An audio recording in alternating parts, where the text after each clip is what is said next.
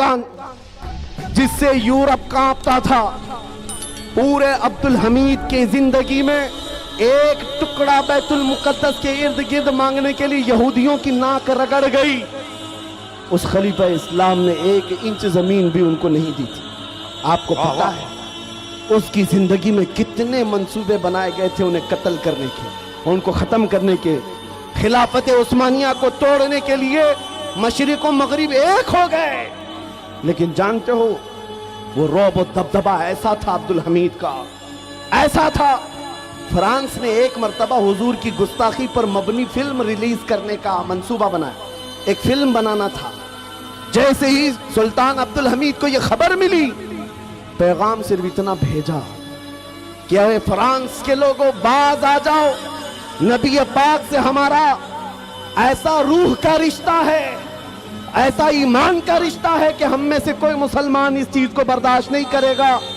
اگر تم اس فلم کے ریلیز کرنے سے باز نہیں آؤ گے، خلیفہ اسلام عبدالحمید ثانی نے کہا تھا پوری دنیا کو لا کر میں تمہارے سر پر پھوڑ دوں گا۔ اور ایسا خوف تھا، ایسا ڈر تھا، فرانس نے اس وقت جو اپنا منصوبہ بند کیا تو آج تک وہ فلم نہیں ریلیز کر سکا۔ یہ 150 سال پہلے کی بات کر رہا ہوں۔ اس وقت کی یہ یورپی طاقتیں خوف کھاتی تھی، تھراتی تھی عبدالحمید سے۔ کس وجہ سے؟ عبدالحمید کی فوج بہت بڑی تھی، عبدالحمید کا ذہن بہت بڑا تھا، نہیں عبدالحمید کا عشق رسول کمال کا تھا۔ کیا بات ہے، کیا بات ہے، عشق رسول کمال کا تھا۔ مدینہ طیبہ سے جب انہوں نے ٹرین چالو کی تھی استنبول تک کے لیے، جب انجن کو چلایا تو انجن آواز کرنے لگا، عبدالحمید نے کوڑا مارا، شہر رسول میں اتنی بلند آواز۔ عبدالحمید کو وہ بھی پسند نہیں تھا، وہ نبی پاک کے شہر کی حرمت اور عزت رکھنے والا۔ میں نے جتنی مثالیں دی ہیں یاد رکھو، عمر ابن خطاب کی، خالد ابن ولید کی، صلاح الدین ایوبی کی اور خلیفہ عبدالحمید کی، یہ وہ مثالیں میں تمہارے سامنے رکھ رہا ہوں جو سب کے پاس اگر کوئی دولت تھی تو عشق رسول کی دولت، جس سے انہوں نے پوری دنیا کو زیر کر دیا تھا اور سب کے سامنے اپنی طاقت کا لوہا منوا لیا تھا۔ اس عبدالحمید کے بارے میں جانتے ہو جس نے عشق رسول میں ایسا بھرا ہوا سینہ اپنے پاس رکھا تھا؟ اس کے زمانے کا ایک غریب آدمی، تاریخ میں بتایا گیا ہے، مفلس تھا، قاضی نے اس کو جیل سنا دیا تھا، اس لیے کہ کئی لوگوں سے وہ قرضہ لیا تھا اور قرضہ نہیں دے پاتا تھا۔ قرض خواہوں نے قاضی کے پاس مقدمہ کیا، یہ غریب آدمی ہم سب سے قرضہ لیتا ہے، واپس نہیں کرتا ہے۔ قاضی نے 3 دن کا ٹائم دیا، قرضے واپس کر دے نہیں تو جیل میں ڈال دوں گا۔ وہ روتا ہوا اپنے گھر جا رہا تھا، ایک بزرگ ملے، کہا تیرے مسئلے کا حل یہ ہے کہ حضور کی بارگاہ میں رو رو کر کے بیان کر، کچھ نہ کچھ مدد آئے گی، کچھ نہ کچھ مدد آئے گی۔ رات کو گیا وہ روتا ہوا بارگاہ مصطفیٰ میں فریاد کرتا ہوا سو گیا۔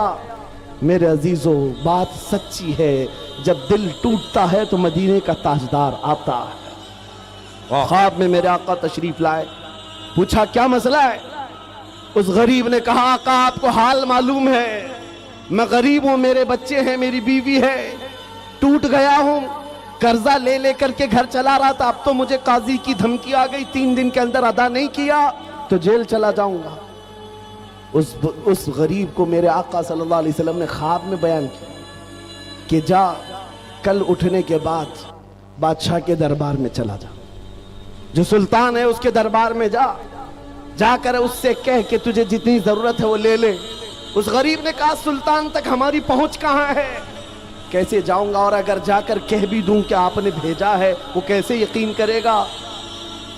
اللہ اکبر، تاجدار کائنات نے فرمایا اس سے صرف اتنا کہنا، روزانہ سورج نکلنے سے پہلے تو 1000 بار اپنے نبی پر درود بھیجتا، اور یہ بات کوئی نہیں جانتا، وہ ایسا عاشق ہے میرا، لیکن کل کی رات تھک کر سو گیا تھا، مجھ پر درود نہیں پڑھ سکا، یہ بات جا کر اسے کہہ دینا۔ صبح وہ غریب اٹھا اور جا کر کے سلطان اسلام کے پاس کہتا ہے مجھے اللہ کے نبی نے بھیجا۔ سلطان اسلام نے پوچھا کہ کیوں کہہ رہا ہے اللہ کے نبی نے بھیجا؟ کہاں یہ بتا کر کے بھیجا ہے آپ روزانہ رات حضور پر 1000 بار درود پڑھتے ہو اور کل کی رات تھک کر سو گئے، پڑھنا بھول گئے؟ سلطان اپنی کرسی سے کھڑا ہو گیا، کہا یہ بات تو میری بیوی کو بھی نہیں معلوم، یہ راز تھا، اور اگر تجھے معلوم ہے تو یقیناً میرے مصطفیٰ کی بشارت آئی ہے۔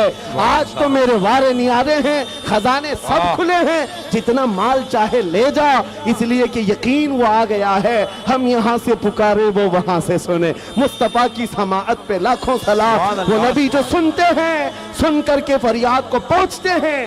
اس غریب نے جتنی ضرورت تھی وہ مال لے لیا اور عدالت میں آ کر کے قاضی سے کہا، قاضی صاحب ان قرض خواہوں کو بلا لیجئے، میں اپنا قرضہ ادا کرتا ہوں، مجھے سلطان کی طرف سے یہ انعام ملا ہے۔ قاضی نے کیا کہا، تو بیٹھ جا، تیرا قرضہ میں اپنی جیب سے ادا کرتا ہوں، میں ادا کرتا ہوں۔ اس غریب نے کہا کل تو آپ دھمکی دے رہے تھے اور آج اپنی جیب سے ادا کرنے کی بات کر رہے ہیں۔ قاضی نے کہا کل میں تجھے نہیں پہچانتا تھا، فیصلہ سنا کر گھر گیا تو خواب میں رسول اللہ کو دیکھا، میرے آقا نے تیری طرف دکھا کر کے مجھے کہا اے قاضی دنیا تیرے پاس بہت ہے، اس غریب کی مدد کر، کل قیامت کے دن اللہ جنت میں تجھے محل عطا کرے گا، لہذا تو اپنی جیب سے نہیں میں اپنی جیب سے ادا کروں گا۔ جتنے قرض خواہ بیٹھے تھے انہوں نے یہ ماجرا دیکھا، کھڑے ہو گئے، کہا قاضی صاحب نہ آپ ادا کریں گے نہ وہ ادا کرے گا، اور بھی قرضہ چاہے تو ہم اور دیں گے، اس لیے کہ اس کی حیثیت حضور کی بارگاہ میں اتنی ہمیں معلوم نہیں تھا۔ وہ قرض دار جو تھا اس دربار سے اٹھتا ہے، نہ اسے 1 روپیہ دینا پڑا، نہ کسی کو منانا پڑا، بلکہ پلس اس کو سلطان کی طرف سے خزانہ بھی ملا۔ وہاں دربار سے نکلا اور جھومتا ہوا کہنے لگا اتنا دیا سرکار نے مجھ کو جتنی میری اوقات نہیں، یہ تو ان کا کرم ہے ورنہ مجھ میں تو ایسی بات نہیں۔ میرے کریم سے گر قطرہ کسی نے مانگا دریا بہا دیے ہیں، دربے بہا دیے ہیں۔ اس واقعے کو میں نے صرف اس لیے آپ کے سامنے بیان کیا، وہ سلطان کون تھا جس کا 1000 بار کا درود روزانہ کا معمول تھا؟